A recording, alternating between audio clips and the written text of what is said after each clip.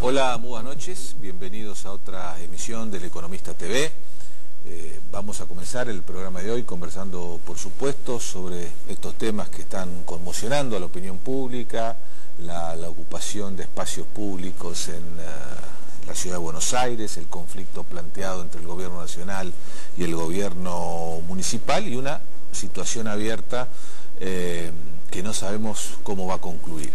Para hablar de este tema hemos invitado a Daniel Arroyo, que ha sido viceministro de Desarrollo Social de la Nación, también ministro de Desarrollo Social de la provincia de Buenos Aires, unas personas más autorizadas para hablar de los temas sociales en la Argentina y en definitiva el origen de este problema, más allá de sus derivaciones jurídicas, políticas, es esencialmente un tema que tiene que ver con una situación social.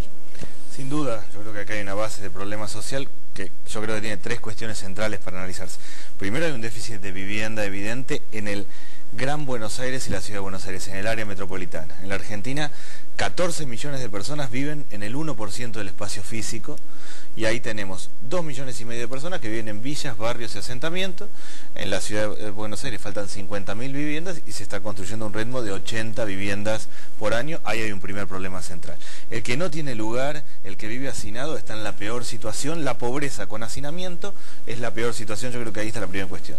La segunda para mí tiene que ver con el costo de los alquileres. Está claro que una persona que termina por una piecita pagando entre 800 o 1.000 pesos, que no tiene garantías y que está en el sector informal y que entonces no tiene mucho, paga en alquiler en términos relativos más caros que la clase media por el tipo de acceso que está teniendo, marca un problema. El tema de la inflación. Inflación, aumento de costo de vida y lo que tiene que ver con los alquileres. Y el tercero me parece como muy fuerte es el tema de la migración. Acá continúa la migración. Del interior del país hacia el área metropolitana, desde los 40-50 hasta ahora continúa del mismo modo. La gente en los 40-50 migraba para trabajar en una cadena de montaje, hoy migra porque tiene cerca una escuela, un comedor escolar y un servicio de salud. Y la inmigración, la migración de los países limítrofes, yo creo que claramente tiene que ver con la posibilidad de enviar remesas, es decir, vienen personas a trabajar en la Argentina, como van argentinos a otros países, cuando el tipo de cambio y el contexto les permite a tener dinero y enviarle a sus familias. Del 2007 al 2009 bajó la inmigración en Argentina y los últimos años creció por el contexto de desarrollo económico.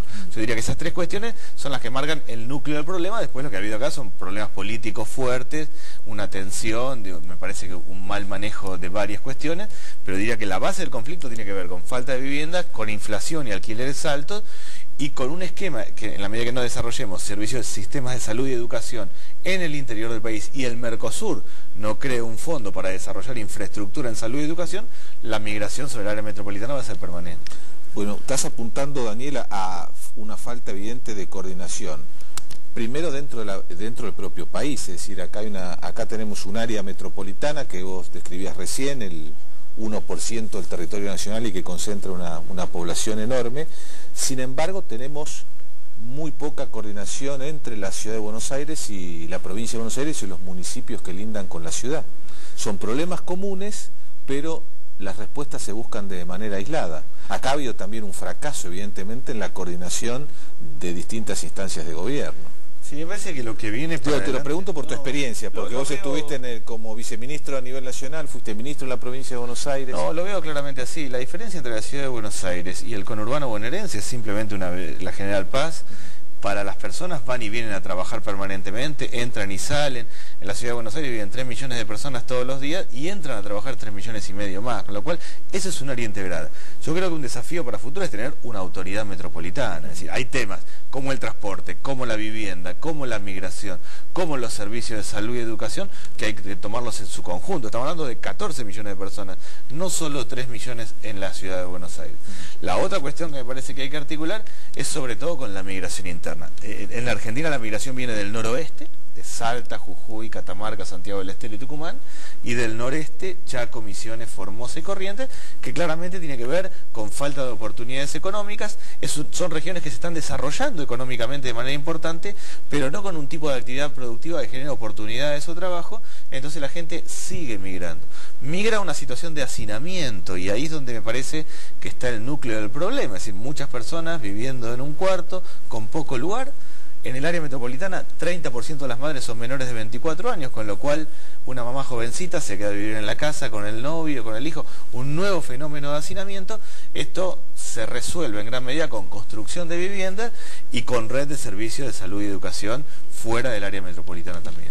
Vos apuntabas, además de entonces de esta coordinación que se tiene que dar dentro del propio territorio argentino, una coordinación dentro del Mercosur, digamos, pensando en servicios integrales, apuntando a esta situación que tiene que ver, digamos, con infraestructura hospitalaria, de sistema educativo en países limítrofes. Sí, a mí me parece que el Mercosur hasta acá más que nada tiene que ver con intercambios comerciales, con cuántos autos le vendemos a Brasil y cuántos no, y que tiene una función importante, Brasil y Argentina, en el Mercosur social, que es generar un fondo para fortalecer el desarrollo socioeconómico de los países más débiles. Y eso tiene que ver con infraestructura básica. Me parece que en el mundo global de la comunicación, así como la gente entra y sale del conurbano de la ciudad de Buenos Aires, lo mismo pasa a nivel del intercambio de los países. A mí me parece que hay que pensar seriamente un Mercosur social donde quede claro que países como Paraguay o que países como Bolivia necesitan de mayor infraestructura económica, y es un tema del Mercosur en general. Bueno, de todas formas, este es un tema que ha generado mucho debate a partir de las declaraciones del jefe de gabinete de la Ciudad de Buenos Aires, Rodríguez Larreta, sobre el papel real que tienen los movimientos migratorios. Hay muchos especialistas que también no le otorgan tanta importancia en esta crisis a los fenómenos migratorios. Me parece que la crisis de vivienda y la crisis del área metropolitana está más allá del fenómeno de migración de los países limítrofes. No hay migración a los países limítrofes, igual estamos frente a un problema social de proporciones en el área metropolitana.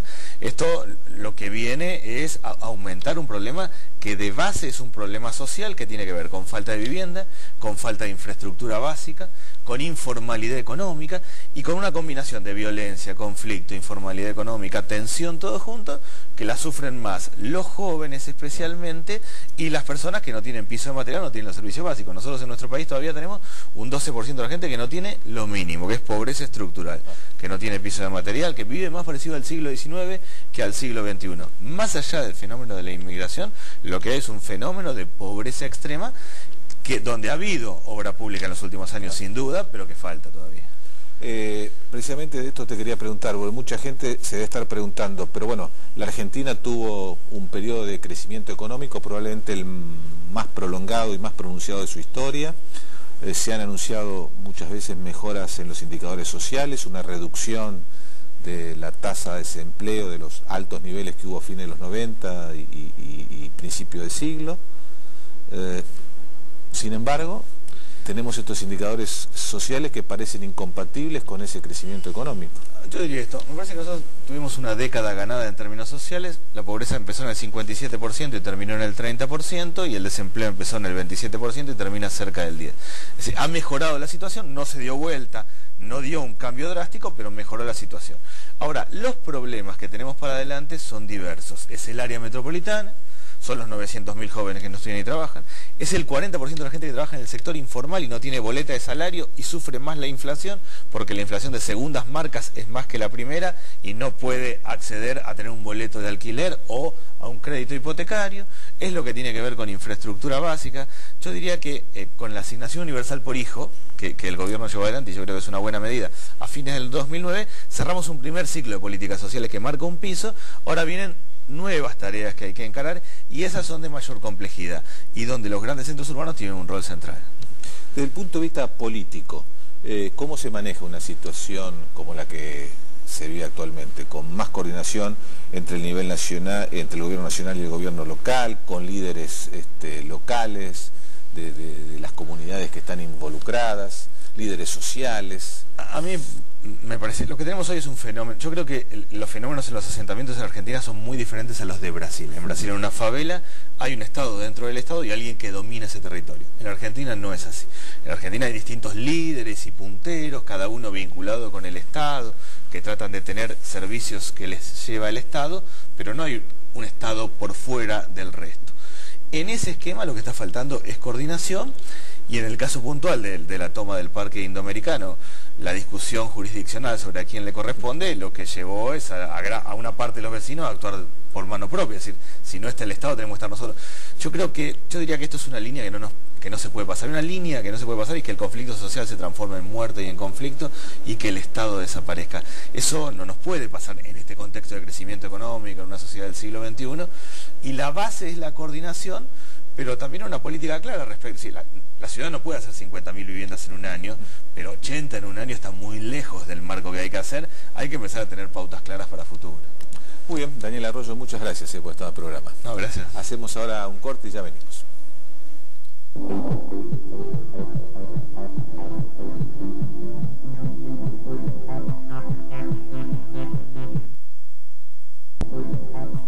Muy bien, vamos a conversar ahora con el analista político Eduardo Fidanza, la consultora Poliarquía. Bueno, Eduardo, tema dominante de estos días que estuvimos conversando en el primer bloque del programa con Daniel Arroyo. ¿Qué enfoque político le damos a este tema? Origen, consecuencia, impacto sobre los distintos actores. Yo te diría esto. En primer lugar, me parece que hay que hacer una especie de diferenciación de dimensiones de lo que pasó, porque sorprende la sorpresa, por decirlo así. O sea, muchos actores del mundo político terminan encontrándose con este conflicto como si despertaran una mañana y, bueno, ¿qué es esto? ¿No es cierto? En política nunca los conflictos aparecen así de repente. No, bueno, pero hay que ver qué tipo de conflicto. Yo diría esto. Hay un elemento fundamental que es la cuestión de la demanda social o de la demanda económica. Es la demanda social y económica confrontada con el Estado, con el gobierno y con el sistema de representación política. Y bueno, podemos ver estos cuatro actores o cuatro dimensiones. Evidentemente, ni el Estado, ni la administración del gobierno, ni el sistema político entendido como las fuerzas que compiten y pretenden representar o aspiran a representar a la población, ninguna de estas tres dimensiones tenía, como yo te decía, previsto esto. Y entonces estamos, creo que más allá de lo que se diga, en una fase de tratar de encontrar la explicación, porque ni los actores políticos están en este tema, ni el Estado, ¿no es cierto?, como responsable de la ley y las instituciones, ni el gobierno lo tenían esto previsto.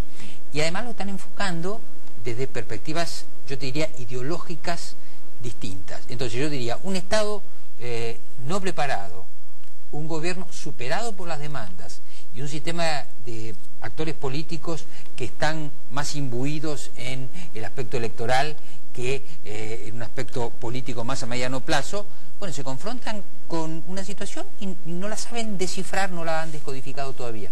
Cuando vos decís que lo enfocan el tema desde perspectivas ideológicas diferentes, sí. ¿Eso te estás refiriendo a los dos gobiernos involucrados en la cuestión? Sí, yo creo que sí. Además hay un tinte ideológico bastante claro. Si nosotros analizamos las declaraciones sobre todo en la primera fase, porque digamos, ambos gobiernos tienen como dos fases, ¿no es cierto? La primera fase, que yo te diría, es la más espontánea. Así somos, esto es lo que pensamos y esto es lo que expresamos, y después hay un segundo momento cuando se produce el impacto, esto que yo digo, el impacto de la sorpresa, el impacto de la dureza del conflicto. Así, lo primero es abocarse al conflicto con la forma en que yo planteo las cosas. Después viene la sorpresa, ¿no es cierto? Creo que en los dos gobiernos. Ahora, evidentemente hay la interpretación del gobierno nacional que va más por el lado, yo diría, de las fuentes del problema social, ¿no es cierto? Los orígenes del problema social, la transgresión a la ley que implica, si vos querés, la falta de equidad, la desigualdad, etcétera. Y después está la interpretación del gobierno de la ciudad, que es más una interpretación, digamos así, de tipo institucionalista, ¿no es cierto? He aquí que hay ciudadanos que cumplen con las reglas, ¿no es cierto? Y sus necesidades no están atendidas o están postergadas, y hay otros que transgreden y transgrediendo eventualmente se favorecen. Y bueno, estamos en esta cuestión enfrentada. Lo que pasa es que hay una noche trágica donde finalmente los dos gobiernos se tienen que juntar. Pero es patético, porque no tendría que ocurrir, ¿no es cierto?, que dos gobiernos donde además están superpuestos geográficamente, aunque tengan competencias distintas, tengan que terminar reuniéndose una noche trágica al impulso de los muertos, del descontrol.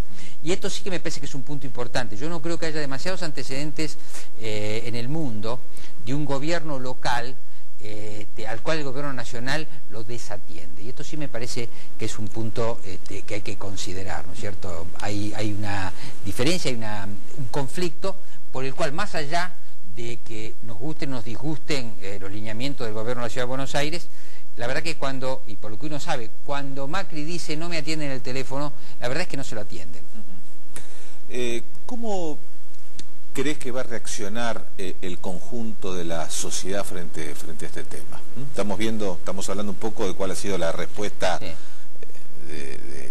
los gobiernos, de las fuerzas políticas, una primera respuesta espontánea y auténtica, luego, bueno, se dieron cuenta en ambos casos que por ese lado no iban bien. Recalculando, y rectificaron un poco su estrategia, por lo menos sus declaraciones iniciales. Pero ¿cómo lo está tomando esto desde el punto de vista de la sociedad? ¿Dónde está parada la sociedad frente a esto? Yo te diría dos cosas.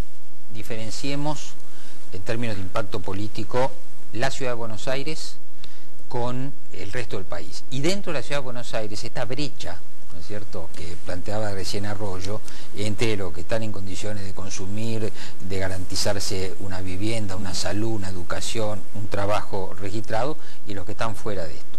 Yo te diría, en términos generales, la Ciudad de Buenos Aires le ha sido adversa a todos los gobiernos desde que yo recuerde. De manera que uno puede esperar un impacto relativamente más negativo para el gobierno nacional, si se cumpliera esta serie histórica, que para el gobierno de la Ciudad de Buenos Aires. Creo que ambos han tomado, una estrategia distinta, pretendiendo representar cada uno de ellos a alguno de los dos sectores, o tres o varios sectores en conflicto. Pero hay que tomar algo en consideración. El conflicto de Soldati encuentra al gobierno nacional fortalecido, por lo que sabemos, con posterioridad de la muerte de Néstor Kirchner. Es una presidenta con una imagen que está oscilando entre el 55 y el 60%, y una oposición que no crece y que en cierta forma declina. Entonces esto también me parece importante. Ahora, una cosa más, hay que ver qué va a suceder con Macri, porque en realidad, si nosotros hoy tomamos coalición cívica, radicalismo, socialismo y kirchnerismo, más allá de sus diferencias, hay, a mi juicio, una base programática común. En cambio ahí el macrismo aparece como una diferencia. Te diría centro-izquierda de un lado y centro-derecha de otro lado. Hay que ver qué lectura hace la sociedad sobre esa diferencia entre lineamientos ideológicos, ¿no? Ahora, Eduardo, vos hablabas de los altos niveles de aprobación que tiene en este momento la Presidenta de la República. Me parece que para hablar de intención de voto falta mucho, pero sí niveles de aprobación importantes. ¿No crees que va a sufrir un deterioro con estos acontecimientos? Porque la imagen que transmite a veces, se ve por televisión, que percibe el ciudadano común, es una situación de cierto descontrol, y esta idea nunca ha sido, esta sensación nunca es favorable para el que está gobernando, ¿no? Hoy recibí un informe, tantos informes que uno recibe por día, con una frase muy afortunada, porque muy breve, muy condensada, que decía así: marzo empezó en diciembre. ¿Por qué? Otra vez la perplejidad, en este caso de los analistas, porque se preveía el inicio de una serie de cuestiones conflictivas a partir de marzo. El conflicto ya lo tenemos, y evidentemente el conflicto va a desgastar. No sabemos a quién va a desgastar más, pero que va a desgastar, efectivamente va a desgastar. Ahora, lo que pasa es que el gobierno tiene hoy un capital de apoyo mayor para dilapidar. Claro, ahora en esta idea estarían ambos gobiernos, el gobierno nacional y el gobierno local, perdiendo algo de imagen y perdiendo algo de apoyo. Pero al mismo tiempo aparecen como los dos protagonistas de estos dos modelos, estas dos visiones que vos estás planteando, desplazando al resto de la oposición. Claramente. Los pone en una situación relativamente cómoda, si se quiere, Sí, si sí, vale el término en este momento, ¿no? Sí, yo creo que es así, efectivamente, como lo decís, porque fíjate cómo desaparecieron candidaturas incipientes, cómo desapareció el debate legislativo, cómo todo eso quedó apartado por un conflicto, otra vez, de demandas sociales que impactan en dos gobiernos. Pero finalmente estos dos gobiernos han sido protagonistas estos días. Pero claro, va a ser con costos, evidentemente. Ahora, no creo, yo esto es lo que planteo, no creo que esto sea suficiente para cambiar en este momento las tendencias. Yo creo que vamos a tener un gobierno fuerte, vamos a ver por cuántos meses, con chances electorales mayores que la oposición, y vamos a tener una oposición, si las cosas siguen hasta aquí, fragmentadas. La oposición al kirchnerismo parece haber entrado en una fase narcisista, por el cual todos quieren ser candidatos a presidente. Y vamos a tener hasta ahora a Ricardo Alfonsín, a Pino Solanas, a Elisa Carrió y algún par más. Sí, ahora... y bueno, eso, perdón, sí. Por más que no se puedan hacer proyecciones electorales todavía, claramente, a mayor división de la oposición hoy, mayor chances de el candidato del gobierno de ganar la primera vuelta. Ahora, la pregunta que yo te quería hacer respecto a esto es si la sociedad o aquellos sectores de la sociedad que no quisieran la continuidad de un gobierno kirchnerista le van a tolerar a todos estos candidatos un narcisismo. Digamos, la pregunta es, ¿no va a haber, digamos, una presión social muy grande para que las distintas expresiones de la oposición terminen confluyendo en No, pues yo no veo realmente cuál es el método que puede usar la población, ¿no es cierto?, que en realidad es un agregado para describirlo, claro, para presionar. La verdad es que yo creo que el pueblo, por así decirlo, lanzó su mensaje en junio del año pasado. Me parece que lo lanzó al vacío. Te quería hacer esta última pregunta, ya nos quedamos sin tiempo. Viendo la última encuesta de poliarquía, además de la intención de voto, que bueno, que todavía para esto falta mucho, se percibía en las respuestas un clima de, digamos, no sé si de euforia social, pero de mucho optimismo sobre el rumbo del país. ¿Vos creés que estos episodios que estamos viendo estos días pueden alterar un poco ese estado de ánimo? Yo diría que estos episodios, en combinación con otro elemento muy importante que acecha al gobierno, que es la inflación. Es decir, en algún momento la inflación tiene que impactar. ¿Va a impactar quitándole chances al gobierno electoral? No lo sé, pero tiene que impactar en el humor social. De modo que conflictividad en la calle, más inflación, más delito, es una conjunción desfavorable para el oficialismo. Ahora también te diría que daría la sensación que el gobierno parte de esto lo ha registrado, digamos, la creación del Ministerio de Seguridad tiene que ver con, digamos, un tema que ha sido central en las preocupaciones de la sociedad, cierto reconocimiento de la cuestión de la inflación también, o sea, que va a los puntos que la sociedad le estaba marcando. Sí, y diría más, si uno sigue estos días, hay un problema de toma de decisiones en el gobierno, pero en todos los gobiernos hay problema de toma de decisiones. Ahora, que la presidenta anuncie la creación de un ministerio y sorprenda al jefe de gabinete, esa es toda una innovación, si es como se relata en todos los medios periodísticos. O sea que acá hay que computar también, presumiblemente, la caída de Aníbal Fernández. Y eso es toda una cuestión para la historia de este gobierno, porque Aníbal Fernández fue fuerte con Néstor Kirchner y ahora era uno de los pilares del gobierno. Y ahí da la impresión que la presidenta, digamos así, decidió de una manera cerrada, ¿no?, como decidía en la época que estaba con su marido, y sorpresiva. Nombraste a la presidenta, ¿compartís esta idea de muchos analistas que hay un giro de la presidenta, una actitud distinta? ¿Lo ves como necesidad? ¿Lo ves como virtud? Según me cuentan testigos, Cristina Kirchner, si bien compartía el proyecto con su marido y lo reconocía como jefe, tenía una cantidad de matices. Y no olvidemos el programa que se decía que Cristina Kirchner iba a cumplir, que era el de cierta mejora institucional. Yo creo que moderadamente se pueden esperar algunos cambios en ese sentido. No sé si cambios fundamentales, pero sí algunos cambios de estilo. Ya lo estamos viendo. Muy bien, Eduardo Fidanza, muchas gracias por estar en el programa. Nos despedimos hasta el lunes que viene. Chao, buenas noches.